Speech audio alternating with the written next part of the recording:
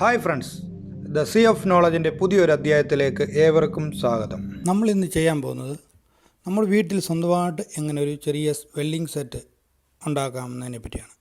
അതിനായിട്ട് നമുക്ക് ചെറിയൊരു ട്രാൻസ്ഫോമർ ആവശ്യമാണ്. ഓക്കെ, നമുക്ക് തുടങ്ങാം.